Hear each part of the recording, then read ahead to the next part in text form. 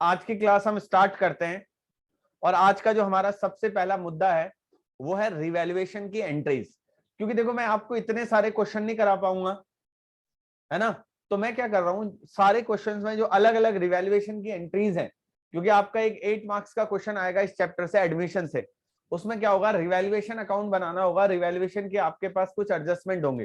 तो हमने जितनी भी डिफिकल्ट एडजस्टमेंट थी ना वो सब उठा के एक जगह पे कर दिए। अब कुछ बेसिक बातें आपको पता है, सर कौन कौन सी बेसिक बातें हमें पता है जो आप हमें बताना चाह रहे हैं, तो मैं आपको बता देता हूं। सीधी बात है बेटा, आपको रिवैल्यूएशन अकाउंट पता है या नहीं है? सर पता है revaluation account. Sir revaluation account तो आपने लास्ट क्लास में बताया था कि डेबिट साइड क्या होता है, बताओ, लॉस, और क्रेडिट साइड क्या होता है, प्रॉफिट या गेन। भाई क्रेडिट साइड होता है लॉस, सॉरी डेबिट साइड होता है लॉस और क्रेडिट साइड होता है प्रॉफिट और गेन। अच्छा, अब सवाल उठता है कि सर अब हमारा जो लॉस होता है वो कब कब होता है? सर डिक्रीज इन प्रॉफिट कब कब होता है? Decrease in value of liability और increase in value of assets, और decrease in value of assets और इंक्रीज इन वैल्यू ऑफ, अच्छा इसके अलावा क्या होता है सर? अनरिकॉर्डेड असेट्स और अनरिकॉर्डेड लायबिलिटी। इस सब करने से आपका रिवैल्यूएशन का प्रॉफिट और लॉस आता है। सर ये अकाउंट सबको आता है, बट इस चीज को समझना, ये असेट्स की वैल्यू डिक्रीज होगी इंक्रीज होगी, कैसे इसको रिकॉर्ड करेंगे। एंट्री भी मैंने आपको बताई थी, एंट्री भी आपको पता ही होगी कि भाई अगर असेट्स इंक्रीज होता है तो क्या होता है बताओ? सर अगर असेट्स इंक्रीज होगा तो असेट्स टू रिवैल्यूएशन, यही होता था ना। और अगर असेट डिक्रीज होता था तो बताओ जल्दी से, असेट डिक्रीज होता था रिवैल्यूएशन टू असेट्स। क्योंकि आपको ये देखना है कि असेट जब जब बढ़ते हैं तब तब डेबिट होते हैं, जब जब कम होते हैं तब तब क्रेडिट होते हैं। ऐसी लायबिलिटी इंक्रीज हो रही है बेटा, तो बताओ क्या होगा? लायबिलिटी इंक्रीज हो रही है, रिवैल्यूएशन टू लायबिलिटीज, है ना। और अगर लायबिलिटी डिक्रीज हो रही है तो लायबिलिटी टू रिवैल्यूएशन अकाउंट। ये सारी बातें बेटा आपको पता होनी चाहिए और उम्मीद कर रहा हूं आप सभी को पता है, क्योंकि लास्ट क्लास में मैंने बता दी थी। फिर सर आज आप क्या बता रहे हो? बेटा आज मैं जो बता रहा हूं वो आपको बता रहा हूं कुछ एडजस्टमेंट। ये इतना ऐसा नहीं आएगा कि फर्नीचर की वैल्यू गिर गई, फर्नीचर की वैल्यू बढ़ गई। कुछ ना कुछ टेक्निकल लैंग्वेज होगी, कुछ ना कुछ मसाला होगा, समझ रहे हो ना। तो वो मसाला कि कुछ एडजस्टमेंट्स मैं आपको बता रहा हूँ, कुछ कुछ इजी भी होंगे आपके लिए बहुत, क्या सर आप क्या पढ़ा रहे हो, कुछ कुछ टफ भी होंगे। तो आइए एक एक करके उन सारी एडजस्टमेंट को हम देखते हैं। एक राहुल उपाध्याय जी आपकी क्लास में आ चुके हैं, ठीक है। अब हम आते हैं अपने एक कॉन्सेप्ट पे। तो ये सारी चीजें बेटा मैंने कुछ यहाँ पे आपके लिए, आइए स्टार्ट करते हैं।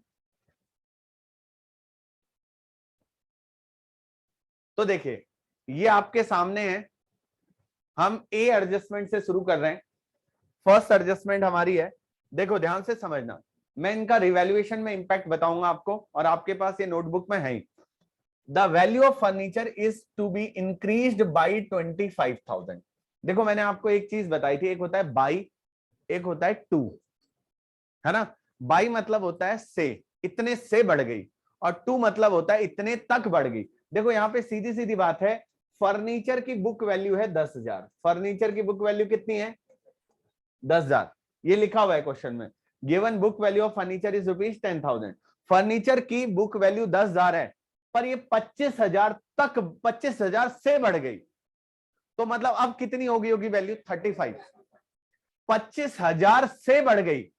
अच्छा अगर मैं ये बोलता 25,000 तक बढ़ गई तो मतलब 15 बढ़ी। तो देखो दोनों में बस दो ही डिफरेंस है, टू मतलब होता है तक। अगर मैं ऐसा बोलता हूं फर्नीचर की वैल्यू 10,000 है और वो 25,000 तक बढ़ गई, तो मतलब 15,000 से बढ़ गई, मतलब अब नई वैल्यू फर्नीचर की क्या होगी? 25। अच्छा अगर मैं ये बोलता हूं फर्नीचर इज इंक्रीज टू 25,000, 15,000 से बढ़ गई, मतलब नई वैल्यू क्या है? 35, सॉरी 25, है ना। तो कहने का मतलब ये है बेटा, जो जो हमारा ए पॉइंट कहता है the value of furniture increase by 25,000, furniture की वैल्यू 25,000 से क्या हो गई है? बढ़ गई है। तो मतलब हमारा रिवैल्यूएशन में फायदा है नुकसान है? फायदा है। तो क्रेडिट साइड आएगा ना फर्नीचर, कितना? अब बताओ बेटा बैलेंस शीट में फर्नीचर कितने का आएगा? सर बैलेंस शीट में जब आप बैलेंस शीट बनाओगे ना, तो बैलेंस शीट में अब आपका जो फर्नीचर आएगा वो 35,000 का आएगा। कोई दिक्कत, कोई शक, कोई संदेह नहीं। अब सेकंड पॉइंट पढ़ना, बी पॉइंट। बी पॉइंट क्या है बेटा? बी पॉइंट वही है, the value of furniture, the value of furniture is to be increased to 25 तक इंक्रीज होगी। तो कितना बढ़ा? तो हमें कितने का फायदा हुआ? 15 का, 25 का? 15 का। तो अब यहां क्या होगा बेटा? बी पॉइंट में हम जब रिवैल्यूएशन अकाउंट बनाएंगे तो यहां फर्नीचर कितना लिखेंगे? 15,000, है ना। और बैलेंस शीट में अब फर्नीचर कितने का आएगा सर? सर बैलेंस शीट में फर्नीचर आ जाएगा 25 का। बात समझ में तो नहीं आई? देखो ये दो डिफरेंस है बेटा, एक ही क्वेश्चन में हो गए। टू मतलब तक, फर्नीचर की वैल्यू 25,000 तक बढ़ गई और फर्नीचर की वैल्यू 25,000 से बढ़ गई। तो ये दो टर्म है बेटा आपके, दोनों को उम्मीद कर रहा हूं आपको क्लियर हो गया होगा। तो आपको तो क्या करना होगा, आपका जो क्वेश्चन आएगा ना उसमें ऐसी एडजस्टमेंट दी होगी, बैलेंस शीट दी होगी, तो आपको रिवैल्यूएशन में इसका इंपैक्ट लिख देना है और बैलेंस शीट में इसका इंपैक्ट आपने लिख देना है। ठीक है, तो ए और बी पॉइंट हमारा हो गया है। बढ़ते हैं पॉइंट नंबर सी की तरफ। आइए देखते हैं सी पॉइंट क्या है। तो ये आपके पास है, ये टू और बाई का जो मैंने बता दिया, ये यहाँ बकायदा लिखित रूप पे भी आपके पास, अगर घर जाके आपका दिमाग थोड़ा स्लो प्रोसेस होता है, घर जाके आप भूल जाते हो, तो फिर आप यहां से पढ़ सकते हो। चलिए सी पॉइंट हमारा, सर सी पॉइंट क्या है? सी पॉइंट है, बड़ा आसान है, समझने से ही पता चल जाएगा आपको। The value of furniture has to be brought up to 140%। मतलब भाई 100 याद रखना बेटा, वैल्यू हमेशा 100% पे होती है बुक्स में। अब वो बोल रहा है 140% से बढ़ रही है, तो कितने से बढ़ रही है? 40%। तो 10,000 का 40% निकालोगे तो 40। तो मतलब the value of furniture has to be brought up to 140% तक बढ़ा। अच्छा यहीं पे लिख देते ना, ब्रॉट अप बाई 140%, मतलब 10,000 की तो है ही, 14,000 की और बढ़ जाती, 24 हो जाती। बट यहां कितना, अप टू कितने तक बढ़ाना है? 140। 100% तो वैल्यू है ही, तो फर्नीचर को कितने से बढ़ाना है बेटा? तो बताओ फर्नीचर की बुक वैल्यू क्या है? 10,000। 10,000 का 4% कितना होता है? 40। अब फर्नीचर बढ़ रहा है तो डेबिट होगा 4,000। ठीक है, 4,000 फर्नीचर बढ़ रहा है तो डेबिट होगा। तो एंट्री क्या होगी? Furniture to revaluation. अच्छा अगर रिवैल्यूएशन अकाउंट बनाना होगा तो क्या करेंगे? रिवैल्यूएशन क्रेडिट होगा बाई फर्नीचर, और बैलेंस शीट में कौन सी साइड आ जाएगा बेटा? असेट साइड आ जाएगा फर्नीचर। कितना? 14। समझ में तो ना आया? समझ हो ना? तो बेटा वही लिखा है, increase to 140% of its value. तो ये बेटा नीचे एक्सप्लेनेशन आपको दिया गया है। बेसिकली बुक ऐसी बनाई कि बच्चा सेल्फ स्टडी से भी पढ़ ले। ठीक है सर, मजा आ गया, आगे बढ़ो सर। ओके, आते हैं बेटा डी पॉइंट की तरफ। भाई साहब इसको समझ लेना, तुम्हारे आधे पाप धुल जाएंगे। सर हमने तो कोई पाप ही नहीं किए, जो करने वाले हो। ये बेटा आ जाना इधर, इसको थोड़ा सा समझना है। ये एंट्री है ना, बहुत आती है एग्जाम में। और बच्चा हमारा क्या है ना, चाहे नर्सरी क्लास से इंग्लिश पढ़ रहे हैं, मम्मी पापा इंग्लिश बोल रहे हैं, हाँ अंडर वैल्यूड ओवर वैल्यूड, फिर भी कंफ्यूज हो जाता है। अंडर वैल्यूड का मतलब होता है बेटा कम, ओवर वैल्यूड का मतलब होता है ज्यादा। अब यहां थोड़ा समझने का फेर हो जाता है। अंडर वैल्यूड का मतलब क्या होता है? कम। अब जरा ध्यान से समझना, इस पहली लाइन को समझ लो। दूसरी लाइन, ये सॉरी लिखा हुआ है stock is found under valued by 20%। बाकी तो तीन समझ में आ जाएंगे तुम्हें। Stock is found under valued by 20%, इसका मतलब क्या हुआ?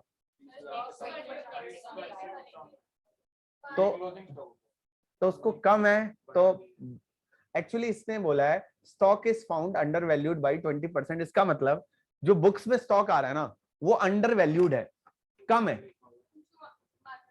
तो उसको हमें मार्केट वैल्यू पे ले जाना है। देखो ध्यान से समझना, ये सपोज करो मैं एक कंप्यूटर, पीके कंप्यूटर करके एक मेरा क्लाइंट है तो उसी का नाम ले लेता हूं। पीके कंप्यूटर ने क्या करा, एक माउस परचेज किया, है ना। तो उसकी कॉस्ट थी सपोज करो 100 रुपीज, पर पता नहीं उसके दिमाग में क्या है, उसने गलती से इसको लिख दिया 80 रुपए। तो स्टॉक बुक्स में कितने पे आ रहा होगा? बट एक्चुअल में क्या है?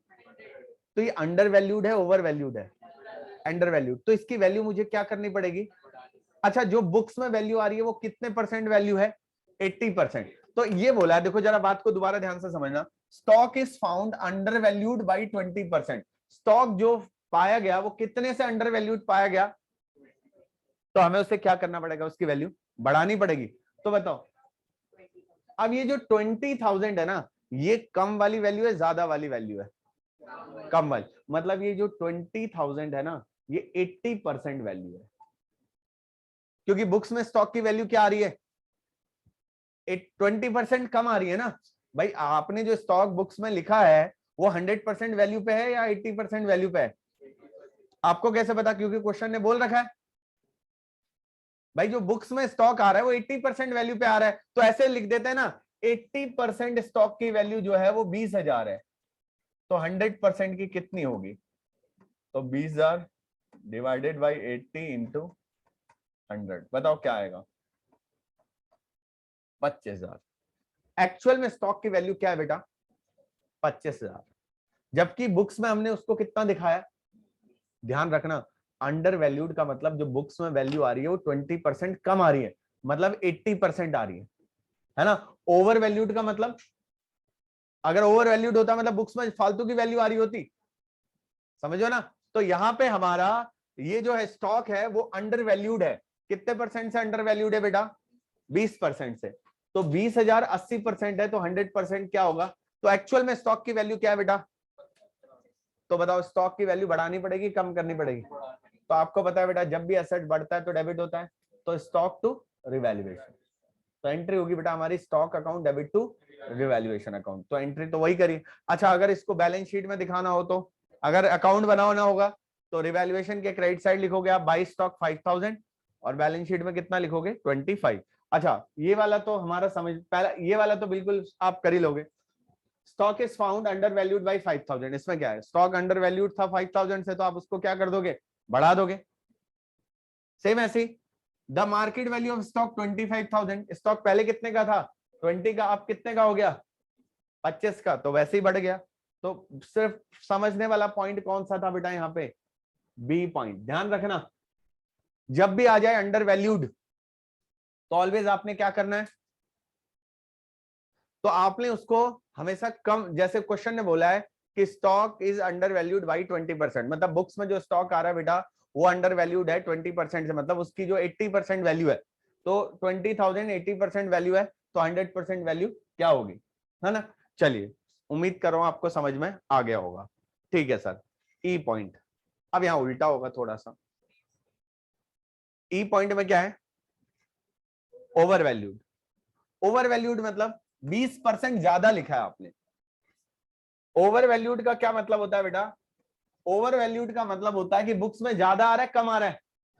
मतलब अभी तो अंडर वैल्यूड था, 80% वैल्यू आ रही थी, अब हमने पता है 100 की चीज को 120 का दिखा रखा है। एक्चुअल में चीज कितने की है? 100 की, बट हमने उसको ओवर वैल्यूएशन कर रखा है ना। कितने रुपए दिखा रखे हैं? 120। 120 रुपए दिखा रखे हैं। तो सीधी सीधी बात है, देखो जरा बात को ध्यान से समझना, जो 9,000 है बेटा, सॉरी 54,000 जो है वो 120% है। तो बताओ 100% क्या होगा? सर बताओ क्या होगा 100%? 40। तो मतलब एक्चुअल में स्टॉक कितने का है?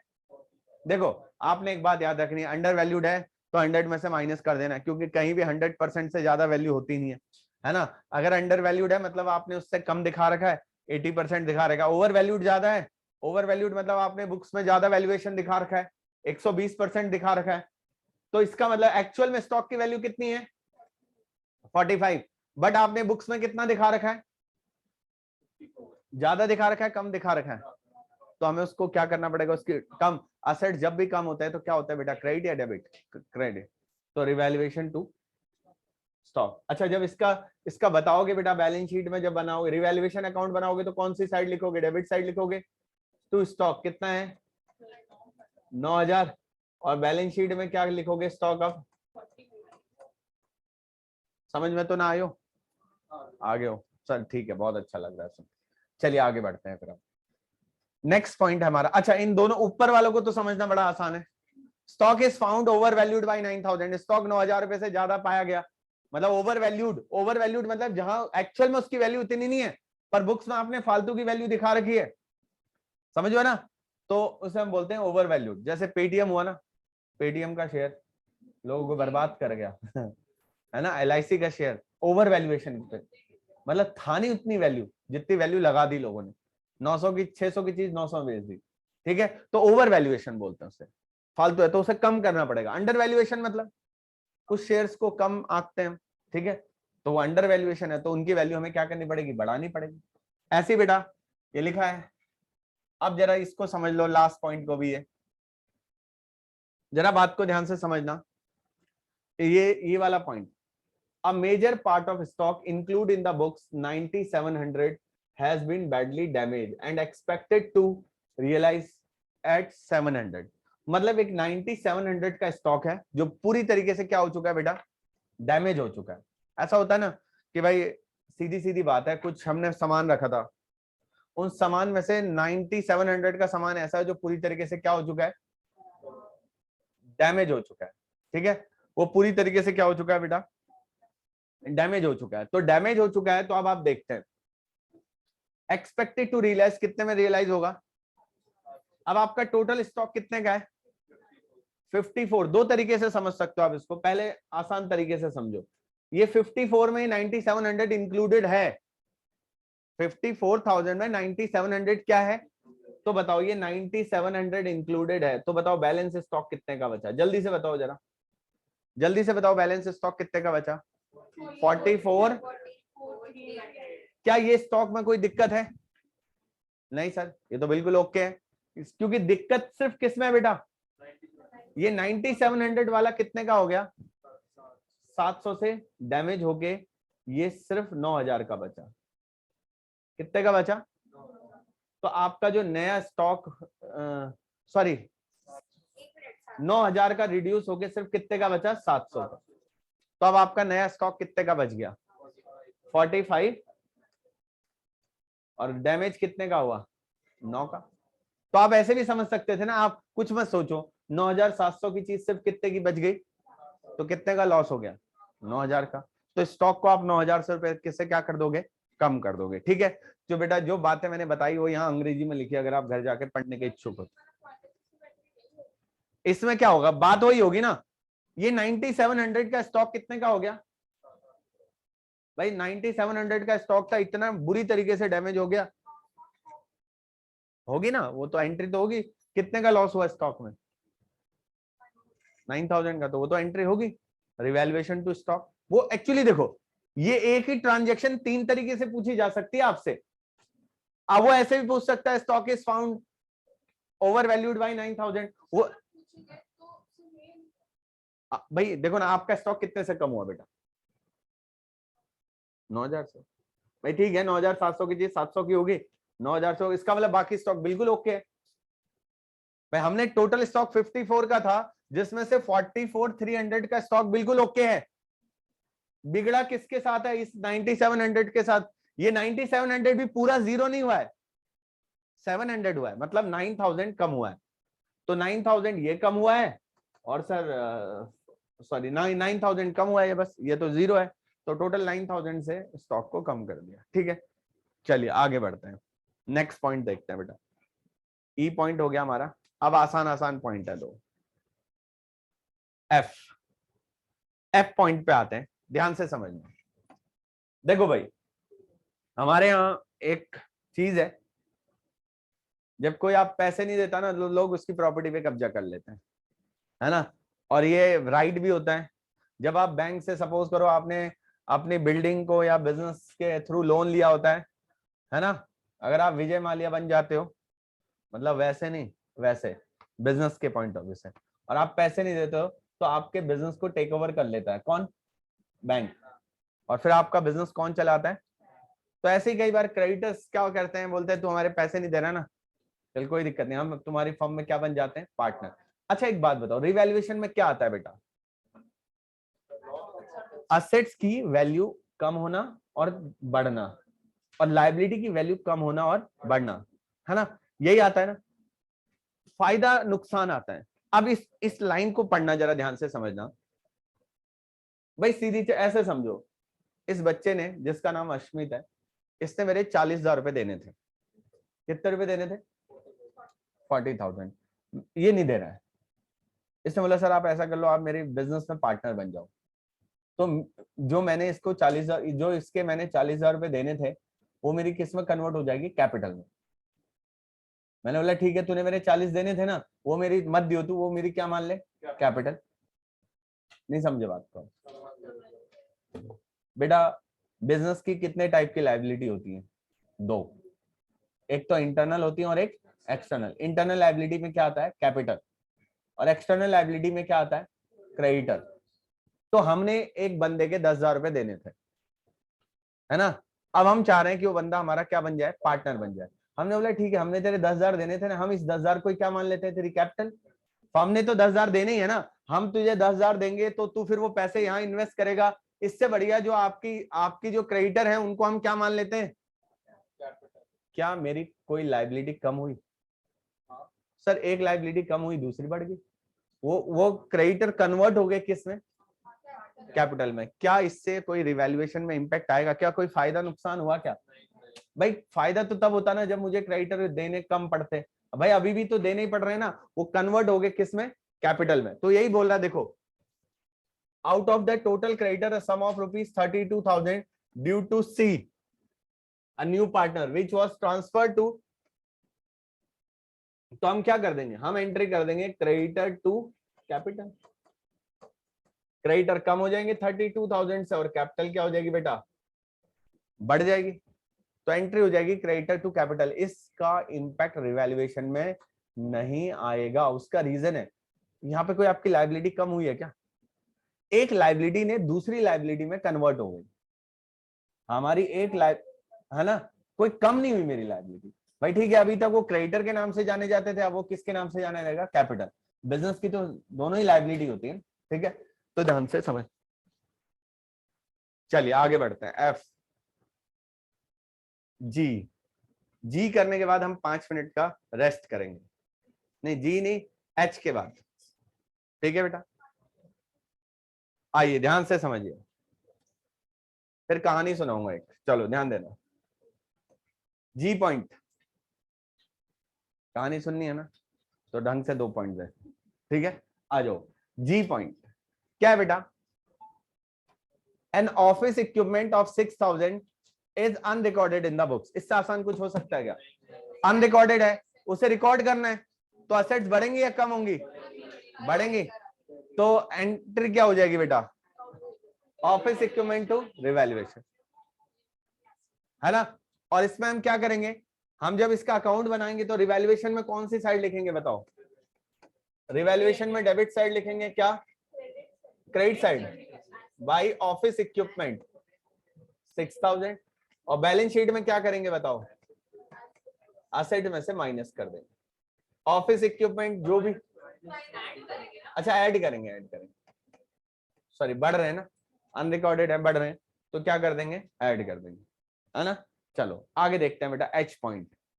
एच पॉइंट बहुत अच्छा पॉइंट है, इसलिए इसको हम ध्यान से समझेंगे, ठीक है। आइए ध्यान से समझेंगे एच पॉइंट, ध्यान से समझना। देखो यहां 2 चीजें हुई हैं, सीधी सीधी बात है। एक बात बताओ बेटा, जब आप बिजनेस में पैसे लगाते हो तो आपकी कैपिटल बढ़ती है कम होती है? और कैपिटल बढ़ने पे क्या होती है? क्रेडिट। अच्छा अगर आप बिजनेस से कोई एसेट लेके जाओगे तो आपकी कैपिटल कम होगी बढ़ेगी? कम होगी ना। तो यही बोला है बेटा, जरा बात को ध्यान से समझना। Machinery is taken over by B for 25,000। Machinery किसने ले ली बेटा? कितने रुपए में ले ली? 25,000।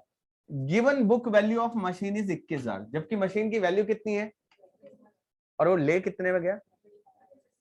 25। 21 की मशीनरी को 25 में ले गया। पहली बात तो पहले तो 4,000 की मशीन की वैल्यू बढ़ रही है। भाई देखो ना, मशीन हमारे पास थी कितने की? 21 की। 21 की मशीन थी ना, पर वो ले कितने में गया? तो इसका मतलब मशीन की वैल्यू बढ़ रही है कम हो रही है? पहले तो मशीन की वैल्यू 4000 से बढ़ाओ। अच्छा 4000 से बढ़ाओगे तो एंट्री होगी मशीनरी टू रिवैल्यूएशन। तो अगर आप रिवैल्यूएशन अकाउंट बनाओगे ना तो यहां आएगा बाई मशीन कितना 4000। अब बताओ बैलेंस शीट में मशीन कितने की होगी, बट इस क्वेश्चन में नहीं होगी क्योंकि वो कौन ले गया, हमारे पास है ही नहीं मशीन। 25 की तो होगी मशीन, बट अब 25 की मशीन कौन ले गया, तो बेटा बी की कैपिटल से डेबिट हो जाएगा।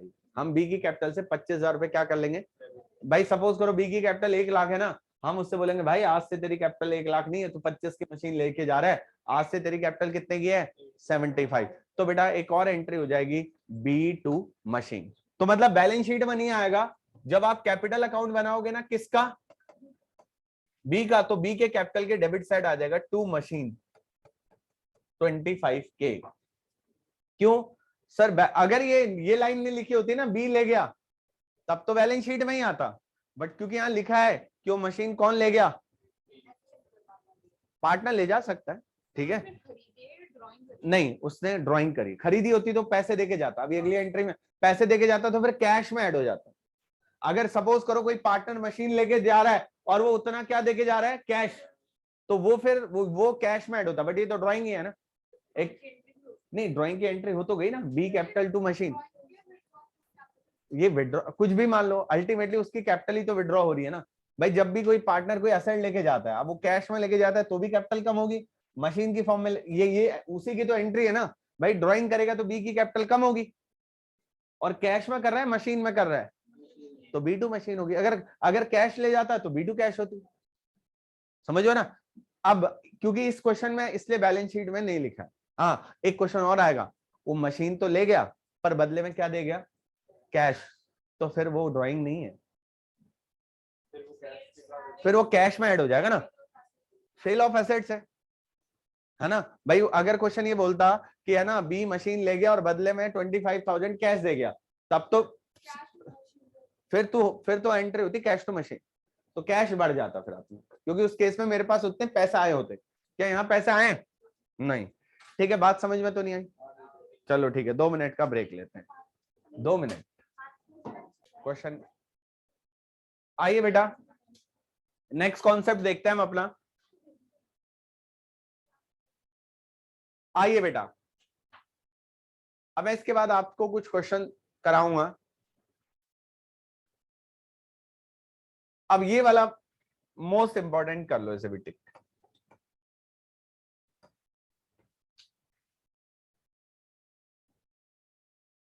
अब जरा ध्यान से समझना बेटा, लिखा है बेटा 1/3 of machinery is taken over by B for 25,000 and balance machine revalued at 48,000.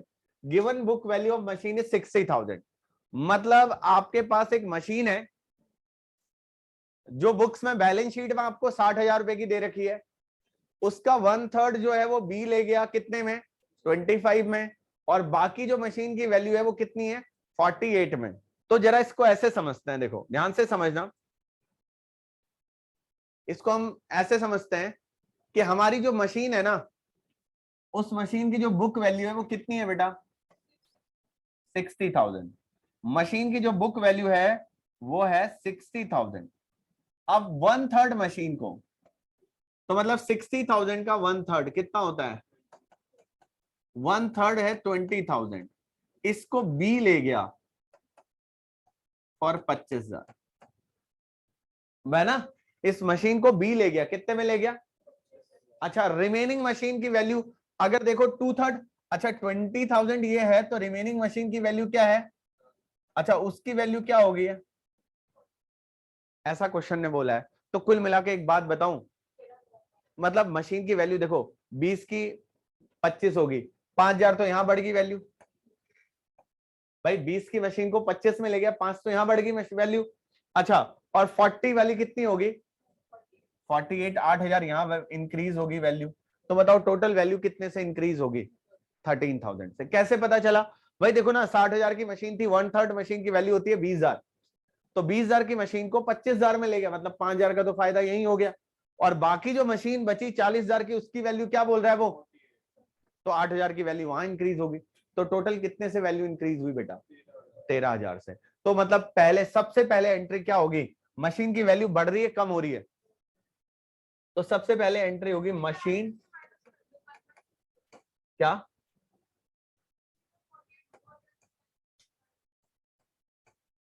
कैसे कर लो, बात तो वही है, क्योंकि हमें इकट्ठे ऐड नहीं कर, वो इसलिए दे रखा है कि 1/3 मशीन को 20,000 की वैल्यू है ना।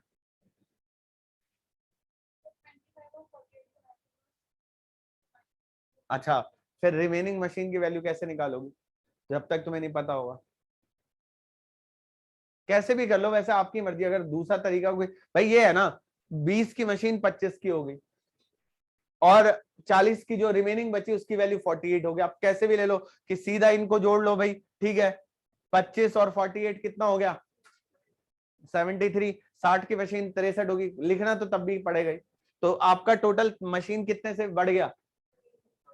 अब क्या पूरा बैलेंस शीट में 73,000 आएगा? नहीं। क्यों नहीं आएगा?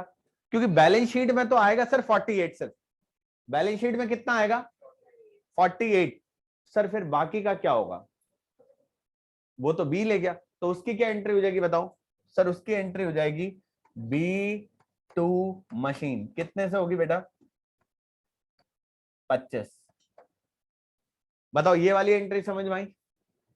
अच्छा, अब जो आप रिमेनिंग बैलेंस शीट बनाओगे ना बेटा, उस बैलेंस शीट में असेट साइड आपका मशीन आएगा 48। बात समझ आई नहीं आई?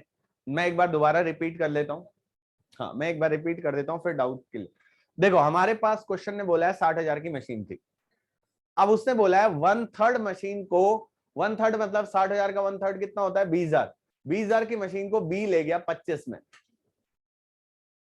20,000 की मशीन को बी कितने में ले गया? 25 में। तो कितने से वैल्यू बढ़ी? 5,000 से वैल्यू बढ़ी, है ना। ऐसे ही जो रिमेनिंग मशीन बची, तो टोटल 60 की थी, अगर 20 की वो ले गया तो रिमेनिंग मशीन कितने की बची? 40। उसकी वैल्यू कितनी है बोला है उसने? 48। तो एक बात बताओ, 5,000 यहाँ वैल्यू बढ़ रही है, 8,000 यहाँ वैल्यू बढ़ रही है, तो टोटल 13,000 से मशीन की वैल्यू बढ़ रही है। तो मैंने 13,000 रुपए पहले मशीनरी टू रिवैल्यूएशन कर दी, 13,000 रुपए से बढ़ रही थी वैल्यू। अब क्योंकि एक मशीन को कौन लेके जा रहा है? सर बी लेके जा रहा है, तो मैंने एंट्री कर दी B2 मशीन। अब रिमेनिंग मशीन बैलेंस शीट में आ जाएगी 25,000 के। अब डाउट बोलो भाई, रिमेनिंग मशीन कोई लेके थोड़ा ना गया, वो मशीन आप ही के पास है, आपकी बैलेंस शीट में आएगी। कितने रुपए आएगी? अच्छा, एंट्री ना करनी हो तो कैसे होगा सर ये? सर अगर एंट्री ना करनी हो ना, तो पता क्या होगा इसमें, मैं बता देता हूं। अगर एंट्री ना करनी होती तो सबसे पहले आप क्या करोगे बताओ? सर आप रिवैल्यूएशन अकाउंट बनाओगे, तो रिवैल्यूएशन अकाउंट में आपका कितने का फायदा हो रहा है बताओ? अच्छा, इस 13,000 में से बी का जब कैपिटल अकाउंट बनाओगे ना आप, ए बी सपोज करो ऐसे बनेंगे आपके ए बी, तो ए और बी का जब कैपिटल अकाउंट बनाओगे, टू मशीनरी करके 25 बी के कैपिटल से कम हो जाएगा, और बाकी की जो बैलेंस शीट बनेगी उसमें आपका मशीन आ जाएगा कितना? सीधी बात, नो बकवास, ठीक है। सीधा सीधा आपका आ जाएगा यहाँ पे, ठीक है। तो ये इस तरीके से। और अगर जर्नल एंट्री करोगे तो सर जर्नल एंट्री आपसे कुछ भी पूछा जा सकता है ना एग्जाम में, जर्नल एंट्री भी पूछी जा सकती है और वो भी पूछा जा सकता है, ठीक है। चलो आगे बढ़ते हैं, नेक्स्ट पॉइंट की तरफ बढ़ते हैं बेटा, क्वेश्चन कराते हैं, रुक जाओ।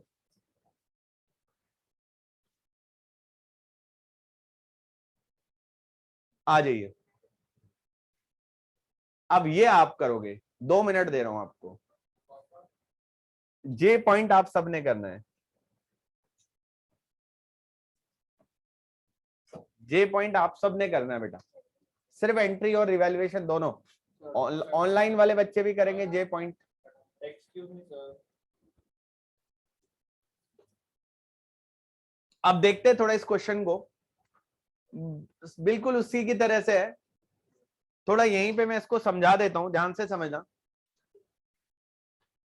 देखो क्या लिखा है, 60% of investment taken over by A at 36,000। मतलब ए ने 60% इन्वेस्टमेंट ले ली, कितने में? 36,000। अब जरा ध्यान देना, बस यहीं पे बच्चा पढ़ने में गलती करता है।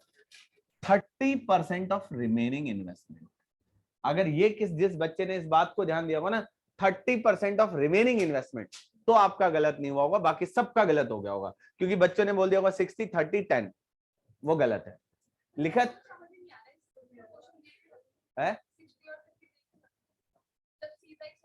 तो सीधा सॉल्व भाई, अगर सीधा सॉल्व हो रहा है तो सीधा सॉल्व है ना।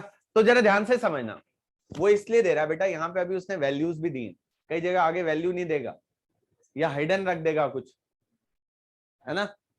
चलो अच्छा, आजा ध्यान से समझेंगे हम।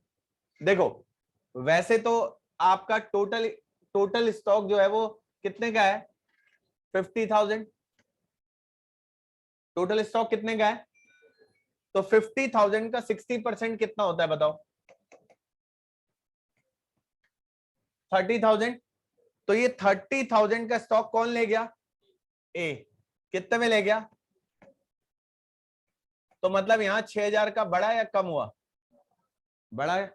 अच्छा आगे देखो, 30% ऑफ रिमेनिंग इन्वेस्टमेंट, तो रिमेनिंग इन्वेस्टमेंट कितने की बची बेटा, 12,000 की, सॉरी 20,000 की।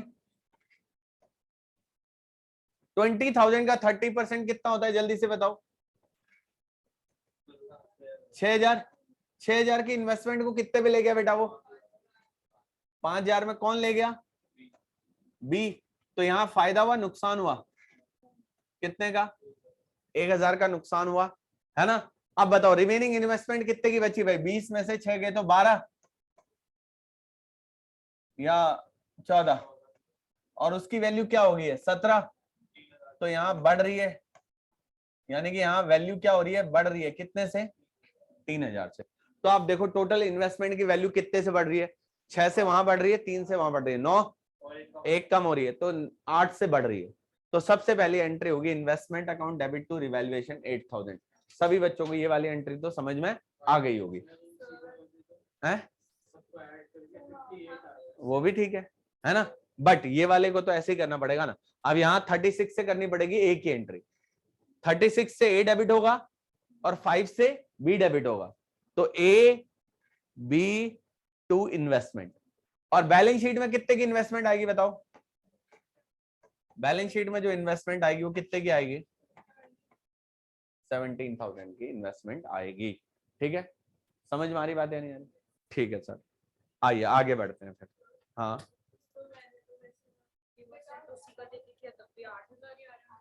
कैसे, इसका पहले 60% लिया, हाँ उसने 6 दिए, हाँ इसका 30% लिया उसने 15 दिए, तो तुमने रिमेनिंग इन्वेस्टमेंट की वैल्यू तो 10% ले लिया, ये गलत है। जब इन्वेस्टमेंट की वैल्यू टोटल 50 तो करो भाई, अब 30 और हाँ तो हो गया, फिर 50 कर दी ना तुमने, बात वही तो कर दी, टोटल 50 कर दिया ना। तो वो दिक्कत ही होगी ना भाई, तुमने यहाँ पे कुछ और फिगर ले ली, यहाँ पे कुछ और ले ली, तो टोटलिटी में मैच हो गया ना तुम्हारा भाई। नहीं कोइंसिडेंट नहीं, वो ठीक है भाई। अल्टीमेटली आपने देखो ना, जिन बच्चों ने क्या करा है, जिन्होंने आपने अगर रिवाइज्ड वैल्यू को आप ऐड कर दो, 36,000 को ऐड कर दो, 5,000 को ऐड कर दो, 17,000 को ऐड कर दो, बुक वैल्यू से कोई लेना देना है ही नहीं ना। तुम्हारी बुक वैल्यू सारी गलत है। अरे इन टोटलिटी देखो ना 50, वो तुम्हारा आंसर इसलिए मैच हो गया, बात को समझो भाई, इधर ध्यान देना। अब आप चाहे यहाँ अगर मैं 36 की जगह 25 कर दूं ना, तो 25 की इन्वेस्टमेंट 36 की होगी। टोटल तुमने 50 से ज्यादा की इन्वेस्टमेंट ली है क्या, टोटल देखो ना, टोटल तो तुम्हारा 50 ही आ रहा है ना। तो बड़ी हुई वैल्यू में यहाँ, एक बात बताओ, मैं ऐसा बोल दूं, देखो आंसर अभी भी मैच हो जाएगा, कुछ भी मैं ना करूं। मैं देखो मैं ये लिख रहा हूं, तुमने तो ये लिखा है ना, मैं ये बोल रहा हूं कि 20 वाली इन्वेस्टमेंट 36 की हो गई है, लो, है ना। और 15 वाली इन्वेस्टमेंट जो है ना, वो कितने की होगी है, 15 वाली इन्वेस्टमेंट कितने की होगी है, 5, है ना। लो ऐसे भी ले लो। और बाकी बाकी जो बची, बाकी कितने की इन्वेस्टमेंट, बाकी कितने की बची, 5 की कैसे बची, टोटल 50 की इन्वेस्टमेंट थी ना, 15 और बची, है ना। तो अब उसकी वैल्यू क्या हो जाएगी, 17, अब देख लो तो भी आंसर वही आएगा। बताओ 20 वाली 36 की होगी, 16 का प्रॉफिट हो गया, 16 का प्रॉफिट हो गया। अब 15 वाली 5 होगी, 10 का लॉस हो गया, यहाँ 2 का प्रॉफिट हो गया, तो वो तो आंसर आएगा ना 8।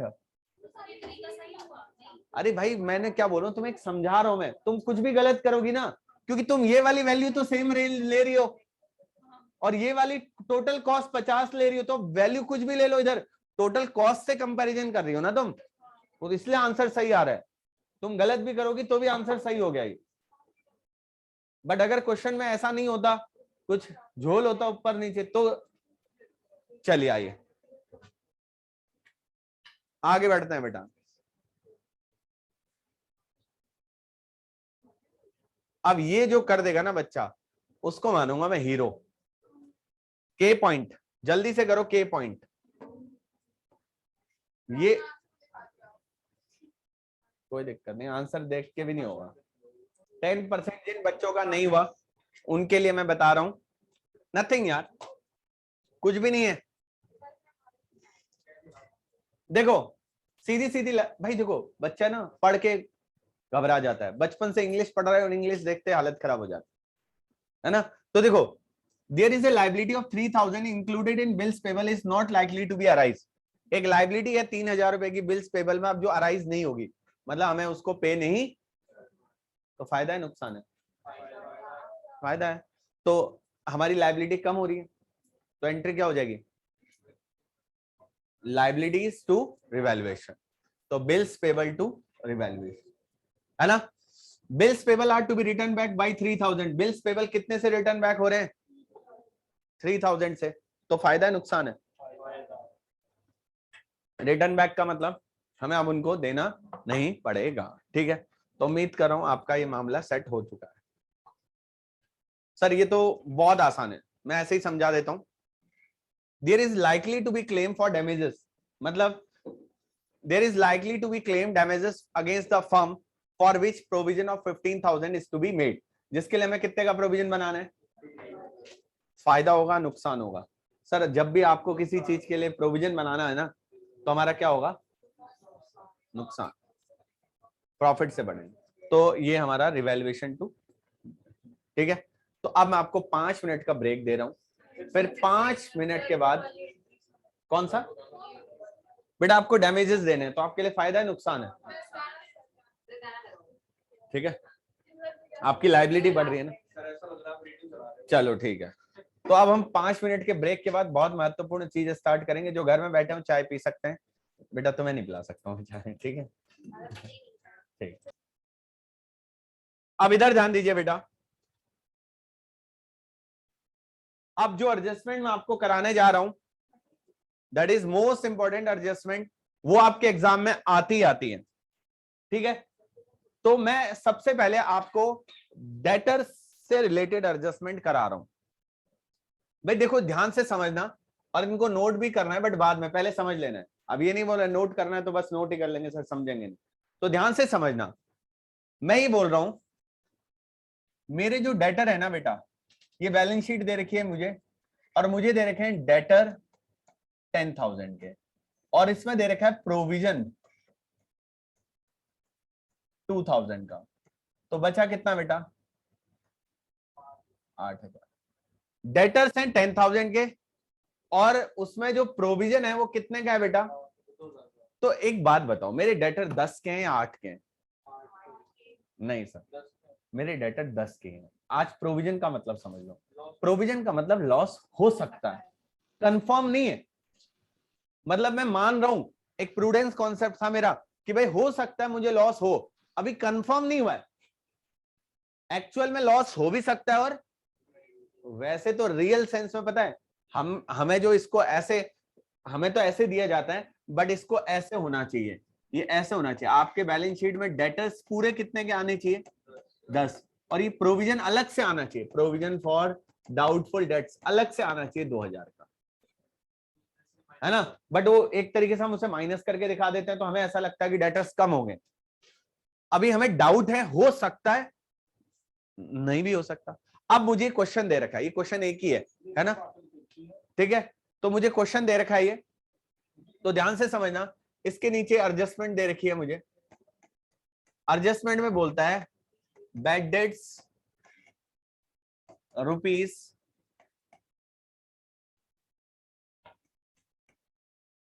हमारा बैड डेट्स कितने का हुआ बेटा? 1500 का फर्स्ट केस, और second case bad debts rupees 2500। मैं दो एग्जांपल से समझा रहा हूं। एक बात बताओ बेटा, ध्यान से समझना, ये चीज मैं पहले भी तुम्हें बता चुका हूं कंटिंजेंसी रिजर्व में। जब मैंने बताया था ना, अगर मैंने आईएफएफ 10,000 का बना रखा है ना, तो मैं 10,000 से टेंशन फ्री हूं, लॉस होगा भी तो भी मुझे कोई फर्क। पता है यहां मैंने प्रोविजन कितने का बना रखा है, अगर मुझे 2,000 का लॉस होगा ना, मैं टेंशन फ्री हूं, मेरा रिवैल्यूएशन में कोई इंपैक्ट आएगा नहीं। क्यों? क्योंकि मैं तो ऑलरेडी मान चुका हूं 2,000 मेरे डूब रहे हैं, पहले ही मान चुका हूं। अगर उससे ज्यादा डूबेंगे तो मुझे दिक्कत होगी। जैसे पहले केस में मेरे कितने रुपए डूबे बेटा? अब आपको लग रहा है बैड डेट्स हुए तो डेटर्स कम होंगे, बिल्कुल होंगे डेटर्स कम। तो पता है मैं क्या एंट्री करूंगा? मैं सॉल्यूशन कर रहा हूं यहाँ, तो मैं सबसे पहले एंट्री करूंगा बैड डेट्स टू डेटर्स 1500। भाई मेरे डेटर्स तो कम हुए एक्चुअल में, पर क्या मेरा रिवैल्यूएशन में इंपैक्ट आएगा? क्यों नहीं आएगा सर रिवैल्यूएशन में इंपैक्ट? क्योंकि वो मेरे प्रोविजन सर्जेस। अब पता है मैं क्या करूंगा उसके बाद एक और एंट्री करूंगा, provision for doubtful debts to bad debts. कितने रुपए से? नहीं, 1500।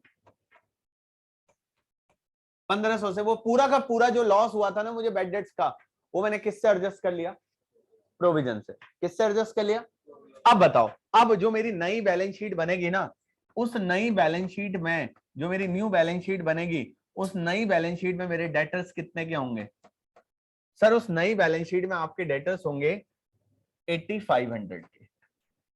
क्यों सर? 1500 के डूब गए ना। और आपका प्रोविजन कितना होगा? नहीं सर, प्रोविजन अब 1500 कहां, खत्म हो गया 1500 का, तो आप कितने का बचेगा? 500 का। अब आपके बैलेंस शीट में जो डेटर्स आएंगे वो 8000 की वैल्यू पर। ये किसका आंसर है? फर्स्ट केस का। जरा ध्यान से समझना, याद रखना, जब भी अगर प्रोविजन है और बैड डेट्स हो रहा है, तो पहले जो बैड डेट्स का लॉस है वो किससे एडजस्ट होगा? प्रोविजन से एडजस्ट होगा।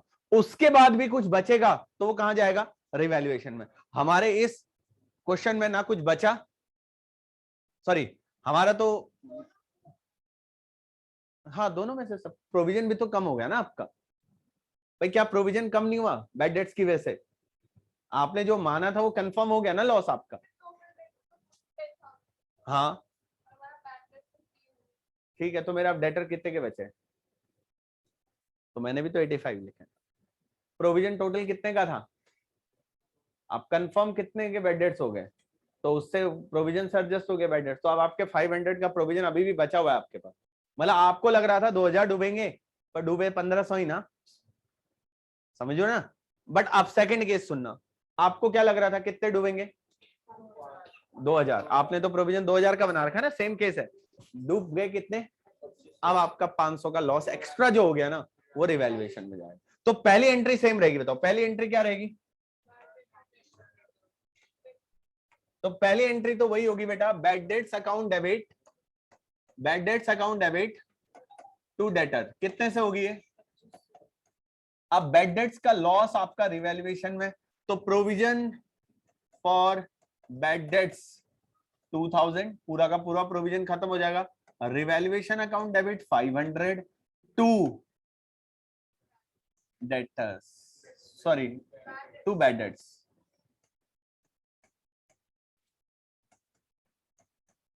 समझ गए या नहीं समझे? अब इस क्वेश्चन में, अब जब आप रिवैल्यूएशन अकाउंट बनाओगे ना, तो रिवैल्यूएशन अकाउंट में आ जाएगा बेटा आपका 2, हाँ ना, 2 बैड डेट्स करके आ जाएगा। कितना? सर पिछले केस में नहीं आया था, इसलिए नहीं आया था क्योंकि हमारा उससे कम हुआ था, प्रोविजन से कम हुआ था, है ना। अच्छा उसके बाद आपका क्या आएगा बैलेंस शीट में? आप डेटर कितने के आएंगे बताओ? सर डेटर आएंगे कितने के? 7500। क्या कोई प्रोविजन आएगा? सर कहां से प्रोविजन? बचा ही नहीं। समझ में आ गई बात? तो अभी मैंने इंडिविजुअल बैड डेट्स की एंट्री आपको बताई है, अब इसके बाद मैं दोनों को मिलाऊंगा, बैड डेट्स और प्रोविजन दोनों को। अभी तो मैंने सिर्फ बैड डेट्स की एडजस्टमेंट आपको बताई। अगर नया प्रोविजन दोबारा बनाना हो तो भाई हर साल होता है ना, हर साल आप ये क्या करते हो, पिछले साल का प्रोविजन को इस साल यूज करते हो और इस साल के अगले नया प्रोविजन बनाते हो। तो अगर वो आएगा तो उसको कैसे करेंगे, एक बार पहले आप उनको कंसीडर करते हुए बनेगा। वो क्वेश्चन क्या बोलता है, लैंग्वेज क्या होती है, उस पर डिपेंड करता है ना। चलिए आइए नोट करिए इसको एक बार, एग्जाम में ऐसी एडजस्टमेंट आती है, ठीक है। तो अब मैं डेटर और प्रोविजन को मिक्स करके आपके सामने क्वेश्चन बना रहा हूँ, ठीक है, फिर उसको सॉल्व करते हैं। तो आइए देखते हैं, ये सबका नोट हो गया है ना, चलिए देखते हैं ये। तो इधर ध्यान देना बेटा, ध्यान से ध्यान देना।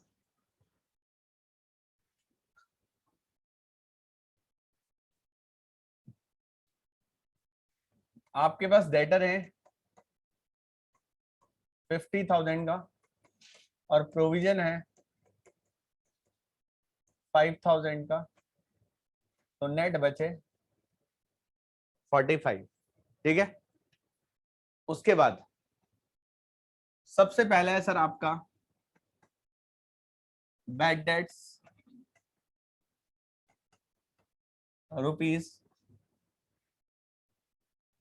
₹3,000। आपका बैड डेट्स कितने का हो गया बेटा, 3,000 का हो गया, ठीक है। सेकंड लिख रहा है make a provision of 10% on debtor, या make a provision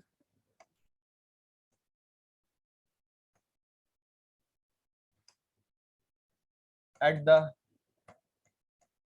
same rate. हाँ, इस साल में आपको एडिशनल इंफॉर्मेशन गिवन है, आपको क्वेश्चन गिवन है कि आपके पास डेटर कितने के हैं, 50,000 के। At the time of admission of a partner आपको बताया गया है कि आपके पास डेटर्स कितने के हैं, 50,000 के, और आपका प्रोविजन कितने का है, 5,000 का। क्वेश्चन ने बोला है कि 3,000 तो डूब गए आपके, कितने के डूब गए, 3,000 डूब गए। और बोलता है make a provision at the same rate, बोलता है प्रोविजन सेम रेट पे बनाओ। सेम रेट मतलब अभी कितने का बना हुआ है, देखो अभी बना हुआ है 10%, तो अब उसने रेट नहीं दिया, चाहता तो डायरेक्ट 10% रेट भी दे सकता था। बोलता है सेम रेट अभी कितने का है सर, सर डेटर है 5,000 के, प्रोविजन है 5,000 का, 50,000 के डेटर पे 5,000 का प्रोविजन है, मतलब 10%। तो कुल मिला के वो यहाँ हमें कितने रेट पे बनाने के लिए बोल रहा है, 10% के रेट पे प्रोविजन बनाने के लिए बोल रहा है। अब इधर ध्यान दीजिए बेटा, क्वेश्चन तो आपके सामने ये हो गया, अब इसका सोल्यूशन देखते हैं। तो पहले तो बेड डेट से उठाने, बताओ कितने के बेड डेट्स हो गए, 3,000 के बेड डेट्स हो गए। तो पहली एंट्री क्या होगी sir, bad debts to debtors कितने से होगी,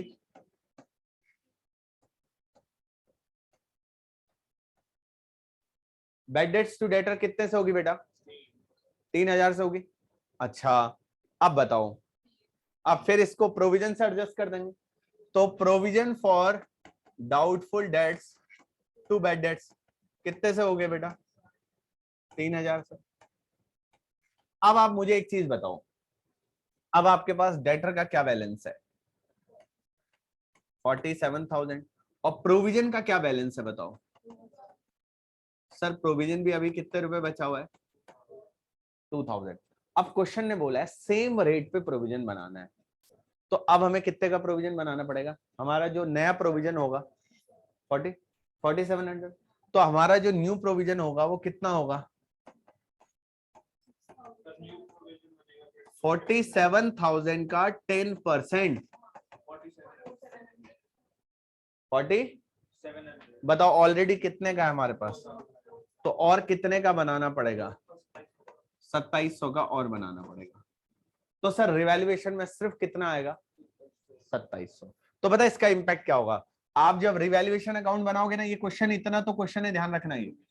तो आप जब रिवैल्यूएशन अकाउंट बनाओगे ना, तो आप प्रोविजन बनाओगे, फायदा या नुकसान है आपके लिए, नुकसान है। तो कौन सी साइड लिखोगे, debit side, to provision for doubtful debts, कितना सर,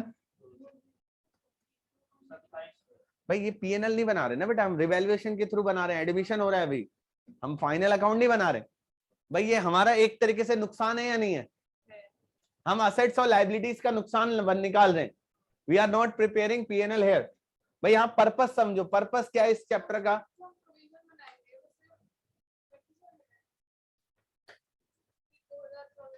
दो हजार का ऑलरेडी है हमारे पास पड़ा हुआ है पुराना। 10% सेम रेट पे बनाना है ना। अब आपके डेटर कितने के बचे बेटा? 47,000 के ही तो बचे, क्योंकि 3 के तो डूब गए। तो 47,000 का 10% 4700 का प्रोविजन बनेगा, जिसमें से 2000 का आपका ऑलरेडी है, तो आपको और कितने का बनाना पड़ेगा? अच्छा, आप बैलेंस शीट में क्या लिखोगे बेटा? डेटर बताऊं, बैलेंस शीट में डेटर्स क्या लिखोगे?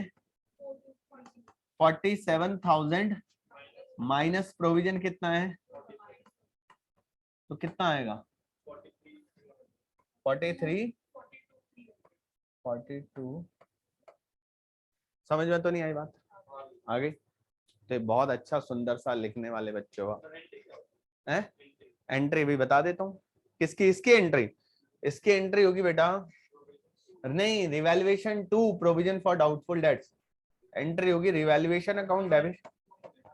तो असेट्स कम हो रही है या लायबिलिटी बढ़ रही है? मैंने अभी थोड़ी देर पहले तो बताया था बेटा, इसको दो एंगल से लेता हूं मैं करके। यहां तो अभी बताया था बेटा मैंने पीछे, तुम हमेशा हम ये वाला भूल ही जाते हैं। ये इसका मतलब ये होता है, रियल में कोई डेटर आपके कम थोड़ा ना हुए, एक अलग से लायबिलिटी क्रिएट करते हो प्रोविजन के नाम के, बट क्योंकि तुम्हारे लिए समझना आसान होता है तो इसलिए हम बोल देते हैं लॉस हो रहा है, but ultimately provision is a kind of liability, but वो असेट से रिलेटेड है, तो हम उसको आपने ऐसे समझाना आसान होता है बेटा, प्रोविजन बनाओगे तो असेट्स की वैल्यू क्या होगी? कम, तो ये क्या है? लॉस है। बट हम इसे ऐसे भी तो बोल सकते हैं, प्रोविजन बनाएंगे तो लायबिलिटी बढ़ेगी, तो क्या होगा? लॉस। इसीलिए तो सबसे पहले क्लियर कर दिया था ये बात, क्योंकि जनरल एंट्री में बच्चों को कंफ्यूजन होती है, वो लिखता है डेटर, डेटर तो है ही नहीं, वो डेटर थोड़ा ना कम हो गए। अब क्या करें बेटा, पढ़ाए ऐसा जा रहा है, हम भी कुछ अलग पढ़ा देंगे तो बोल देंगे क्या मार्क्स नहीं देंगे आपको, क्या लिख के आ गए, क्योंकि टीचर को उतना ही आता है।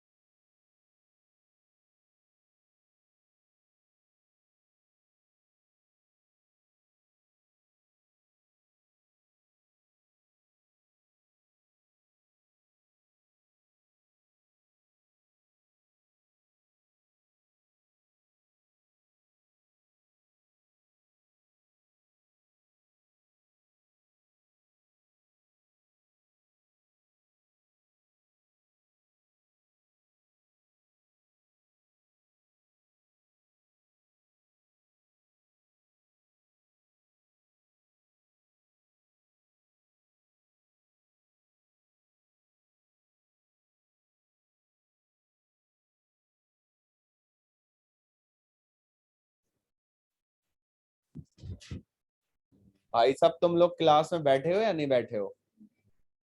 मैं सुन लो दोबारा। क्वेश्चन आपने सॉल्व करना है, आपके पास डेटर है 30,000 के, जिसपे आपने 3,000 का प्रोविजन बना रखा है, तो अब नेट डेटर बचे 27,000 के, है ना। आपका बैड डेट्स हो गया 1,000 का, और आपने अभी डेटर्स पे 5% का प्रोविजन बनाना है। तो इसको अब आप सॉल्व करिए बेटा जल्दी से। इस क्वेश्चन में आपको जो है ना प्रोविजन रिड्यूस करना है। जैसे कैसे? देखो इस क्वेश्चन को देखो पहले, ये वाला जो क्वेश्चन हमने आपको कराया था,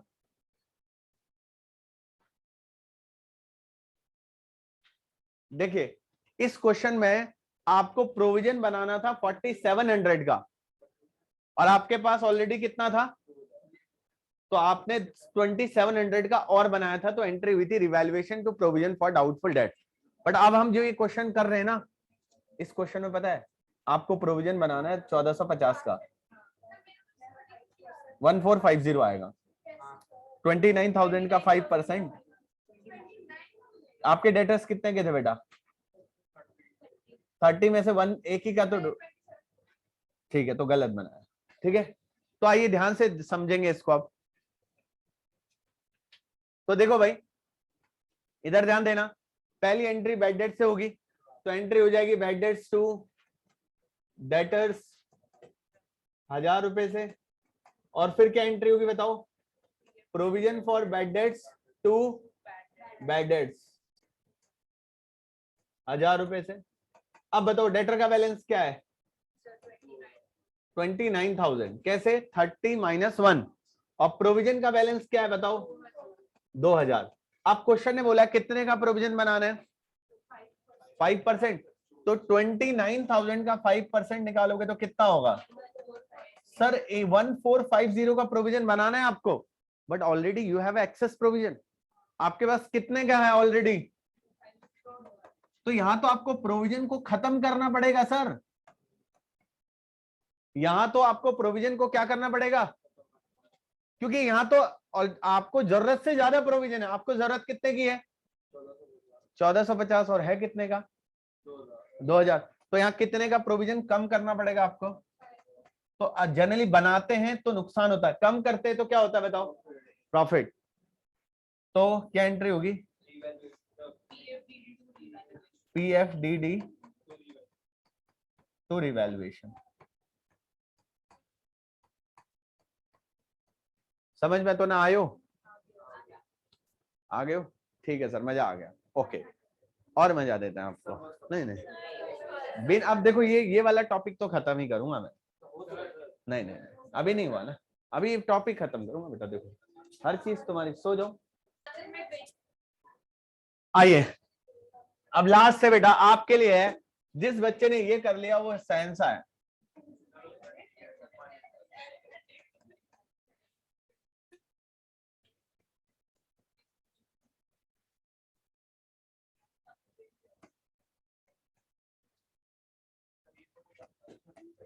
डेटर है 10,000 के, प्रोविजन है 500 का, 9500। इसमें क्या अजीब लगा बेटा तुझे? अच्छा, और लास्ट में हमें दे रखा है ऑल डेटर्स आर गुड। अब बताओ इसके अर्ज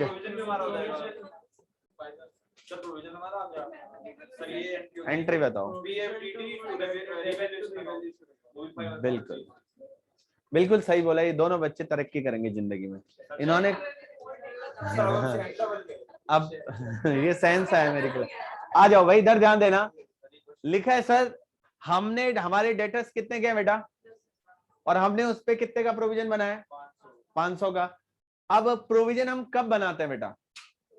जब डेटर्स पे डाउट होता है कि वो पैसे देंगे या नहीं देंगे। हो सकता है पैसे लेके भाग जाए, हो सकता है पैसे ना दें, इसलिए हम क्या बनाते हैं? प्रोविजन बनाते हैं।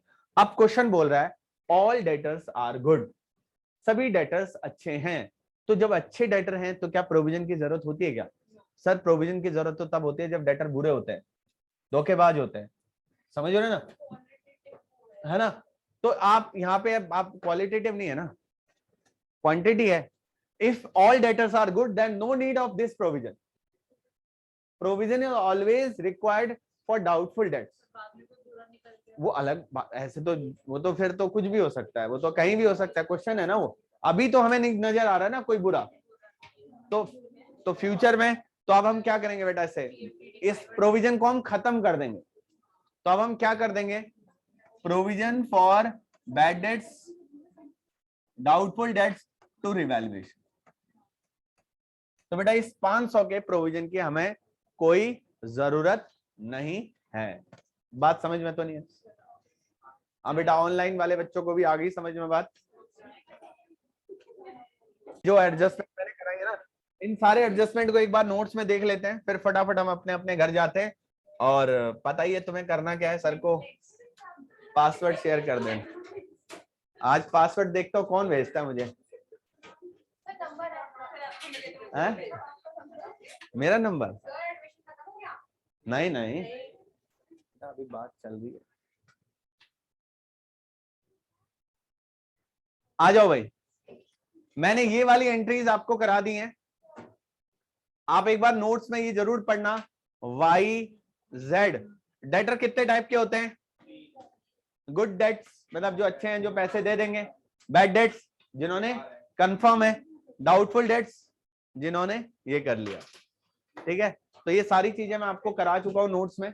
ठीक है,